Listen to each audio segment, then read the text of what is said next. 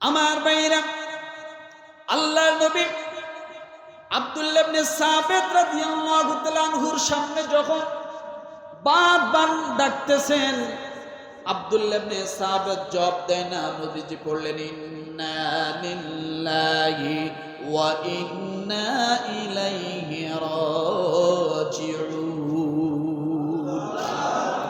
পরিবারের লোকেরা বুঝতে পারলেন আমার বাবা আমার স্বামী মনে হয় নাই। তারা কান্না শুরু করলেন। তখনও নবীজি স্টিল আব্দুল্লাহ ইবনে সাবিতের মাথার কাছে দাঁড়িয়ে জাবের রাদিয়াল্লাহু তাআলা আনহু, জাবের ইবনে আতিক রাদিয়াল্লাহু তাআলা আনহু ডাক দিয়া বলেন, তোমরা চিৎকার করে কান্না করো না। আল্লাহর নবী বলেন, ও জাবের ইবনে আতিক, আব্দুল্লাহ ইবনে সাবিতের যখন ওয়াজিব হয়ে যাবে তখন পরিবারের লোকদের কান্না অটোমেটিক থেমে যাবে, তুমি চুপ থাকো। কারণ এটা আমার সাহাবীর পরিবার, এদেরকে নতুন করে শিক্ষা দিতে হবে না। বলেন সুবহানাল্লাহ। কার পরিবার? আমার ছাত্রের পরিবার, নতুন করে শিখাতে হবে না। সাহাবী জাবের ইবনে আতিক রাদিয়াল্লাহু তাআলা আনহু আশ্চর্য হলেন, প্রশ্ন করে বসলেন, ইয়া রাসূলুল্লাহ, আব্দুল্লাহ ইবনে সাবিতের ওয়াজিব বলতে কি বুঝায়? নবীজি, আমি তো আপনার ভাষাটা বুঝলাম না, যে যখন ওয়াজিব হয়ে যাবে কান্না থেমে যাবে, ওয়াজিব কি? আল্লাহ নবী বলেন, মৃত্যু যখন চলে আসবে তখন দেখবা যখন সে মারা যাবে তার পরিবারের কান্না বন্ধ হয়ে যাবে। এত সময় সে মারা যায় নাই, তাদেরকে কাঁদতে দাও, এখন তাদের কান্না তার জন্য হলো রহমত। কি রহমত? তাহলে ওয়াজিব শব্দটার অর্থ কি পাইলেন? ওয়াজিব শব্দের অর্থটা কি পাইলেন? মৃত্যু। কেন? ওয়াজিব শব্দ মানে এটা অবধারিত, এদিকেও যাবে না ওদিকেও।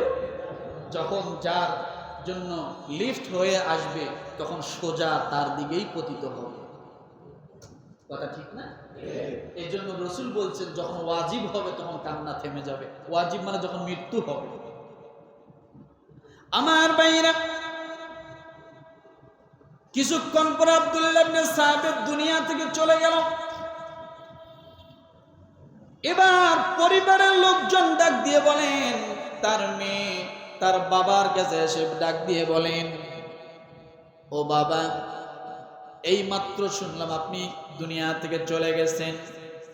বাবা, আপনি শহীদি মর্যাদার জন্য সারা জীবন তামান্না করেছিলেন।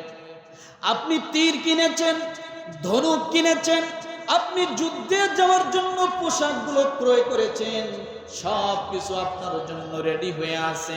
কিন্তু আপনার মনের দিলের তামান্না তো কি হলো না? কবুল হলো না। আপনি তো শহীদ হতে পারলেন না, আপনি তো জিহাদের ময়দানে যে যুদ্ধ করতে পারলেন না। ও বাবা, সারা জীবন আপনার ইচ্ছা ছিল আপনি জিহাদের ময়দানে যে যুদ্ধ করে শহীদ হবেন, কিন্তু আজকে আপনি বাড়িতে বসে ঘরের ভিতরে মারা গেলেন। আল্লাহর নবী যখন এই কথা শুনলেন, পরিবারের সকলকে ডাক দিয়ে বলল, ও পরিবারের লোকেরা, তোমরা চুপ করো। কি করো? সাহাবী জাবের ইবনে আতিক রাদিয়াল্লাহু তাআলা আনহু তার পরিবারের কামনাগুলো রাসূলের কাছে বললেন। বলার পরে আল্লাহর নবী যখন নিজ কানে এই কথাগুলো শুনলেন, শোনার পরে জাবের ইবনে আতিক রাদিয়াল্লাহু তাআলা আনহুকে রাসূল ডাক দিয়ে বলেন, জাবের, তোমরা কি চাও আমার উম্মতের মধ্যে শহীদি মর্যাদার সময়টা, শহীদি মর্যাদার পরিসরটা কমে যাক, শহীদি মর্যাদা স্বল্প সংখ্যক মানুষ হোক?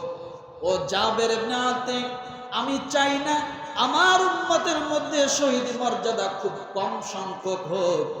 ও জাবের, আমি আল্লাহর নবী বলছি, আমার মন চায় আমার উম্মতের মধ্যে সবচাইতে বেশি যেন শহীদি মর্যাদা নিয়ে মৃত্যুবরণ করতে পারে।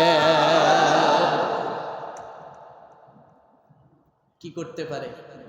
শহীদি মর্যাদা নিয়ে যেন মৃত্যুবরণ করতে পারে। হে জাবের, তুমি কি শহীদ বলতে কি বোঝো বলো তো তোমরা? রাসূল প্রশ্ন করতেছে আমাদেরকে শেখানোর জন্য, যে তোমরা শহীদ বলতে কি বোঝো? এই আব্দুল্লাহ ইবনে সাবেত যুদ্ধের ময়দানে যায় নাই বা যুদ্ধ করে গেছে, যুদ্ধের ময়দানে শহীদ হয় নাই, তাই বলে সে কি শহীদ না? তোমরা শহীদ বলতে কি বোঝো?